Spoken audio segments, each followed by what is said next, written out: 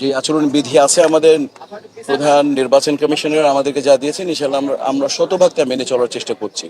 কারণ আমরা সবাই চাই, বিশেষ করে আমার প্যানেল চায়, মন থেকে চায়, সেটা হচ্ছে আমরা একটা শিল্পীরা বিগত দিনে যে সমস্ত বিগত নির্বাচনে যে সমস্ত কুরুষিত উদাহরণ হয়ে থাকলো, যাতে সেটার একেবারে অপোজিট একটা ফিলিংস দর্শকরা পায় এবং পুরো জাতি পায়। এর জন্যই শিল্পী সমিতির একটা নির্বাচন হওয়া উচিত অবাধ, সুস্থ, সুন্দর এবং নিরপেক্ষ এবং গ্রহণযোগ্য নির্বাচন। সেটার জন্য আমরা চেষ্টা করে যাচ্ছি। বিশেষ করে আমি এই ব্যাপারে একেবারেই অনড় যে না, তথাকথিত ইন্টারভিউ দেইনি, আপনারা আমার কোনো ইন্টারভিউ পাননি, এবং যখন আমার প্যানেল ঘোষণা হয়েছে তখন আমি দিয়েছি।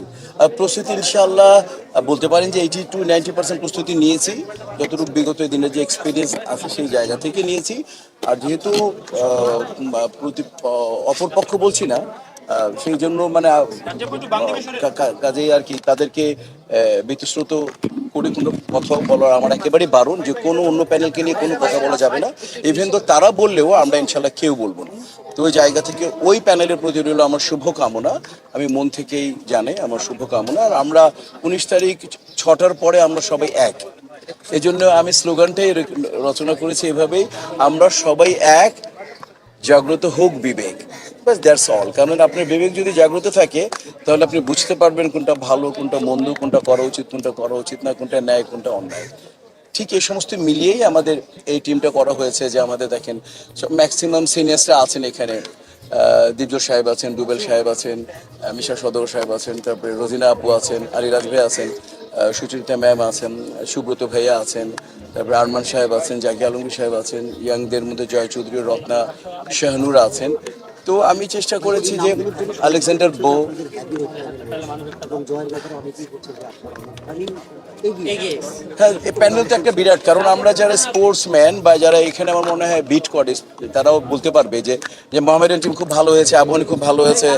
আইপিএল আমরা যদি বলি যে এরকম না, এবার আমরা জানি যে যদি কলকাতা নাইট রাইডার্স টিম ভালো হলে আমরা খুশি হই। তো এরকমই মানে টিম ভালো হলে একটা ইম্প্যাক্ট তো পড়েই। আমরা অনেক, পৃথিবীতে অনেক দল আছে, কিন্তু আমরা দুইটা যদি ফুটবল টিম ধরি, রিয়াল মাদ্রিদ আর বার্সেলোনাকে বেশি করে চিনি, কারণ এখানে পৃথিবীর বেস্ট ব্র্যান্ডেড প্লেয়াররা খেলতো ও কারণেই। তো সেই জন্য আমাদের টিমটার মধ্যে, এবং আপনি দেখবেন আমার যে প্রথম মিশা সওদাগর, মাসুম পারভেজ রুবেল, মনোহর হোসেন দীপজল, যে আমরা প্রেসিডেন্ট, ভাইস প্রেসিডেন্ট পদে, সেক্রেটারি পদে দাঁড়িয়েছে, এর মধ্যে 3জনই সেক্রেটারি এক্সপিরিয়েন্স সবার আছে। তো কাজে হচ্ছে যে আমার টিমটা, আমি আশা করি যে নতুন বা যারা এখন সমসাময়িক এবং যারা সিনিয়র্স, সবাইকে মিলে একটা অসম্ভব সুন্দর একটা টিম দিয়েছি। এবং যেটা আপনারাও বলছেন যে আমাদের টিমটা ইনশাল্লাহ ভালো হয়েছে। তো ভালোর গুণ ভালো বলা হয়। তো সেই সূত্রে এবং আমাদের প্রিপারেশনও যথেষ্ট ভালো করতে চেষ্টা করেছি। এবং আপনারা দেখেছেন যারা ফিল্মের সাথে জড়িত, যে আমরা যেহেতু রোজার আগে আমরা দুই পক্ষই করি কি, দুইটা ক্যাম্প করি, দুইটা ক্যাম্পে আপনাদেরকে আমন্ত্রণ করি, এবং সিনিয়র শিল্পীরা এবং জুনিয়র সবাই মিলে আমরা একসাথে দুপুরে খাওয়া দাওয়া করি, চা নাস্তা খাই। এটা একটা মিলন মেলা হয় শিল্পী সমিতির নির্বাচন। এবারও আমাদের মিশা দীপজল প্যানেল আমরা কি করেছি, আমরা করেছি সেটা আমাদের এই আটনার মাঠে আমরা বিরাট প্যান্ডেল করে সবাইকে ইফতারি আয়োজন করেছি।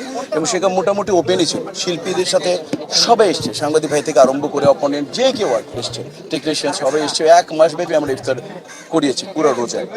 আমি একটু দুই টিম লিডার সম্পর্কে জানতে চাই, যেটা হচ্ছে মাহমুদ কুলি, 80 দশকের সুপারহিট নায়ক। উনি সমিতির ক্ষমতায়ও ছিলেন, সভাপতি পদেও ছিলেন। অন্যদিকে আপনি যখন ক্ষমতায় ছিলেন, আমাদের একটা জিনিস আসছে যে আসলে মানবিক মিশন। আসলে দুই টিম লিডারের লড়াইটা কেমন? এটা আসলে লড়াইটা আমি না বলি, এটা জাস্ট উনি আমার অনেক সিনিয়র। আমি তাকে আমি লাস্ট আমার এক্সপিরিয়েন্স প্রায় 30-36 বছরের টানা শুটিং করি। আমি এই 3 যুগে আমি ভাইয়ার সাথে আমার কখনো শুটিং করা হয় নাই, আমি তাকে কখনো মেকআপ রুমে দেখি নাই, বা আমি তাকে এফডিসি চত্বরে শুটিং করতে দেখি নাই আমার এই 3 যুগে। এর মধ্যে একটা ছবি, আগের একটা ছবি রিলিজ হয়েছে, এটুকু আমি যতটুকু জানি।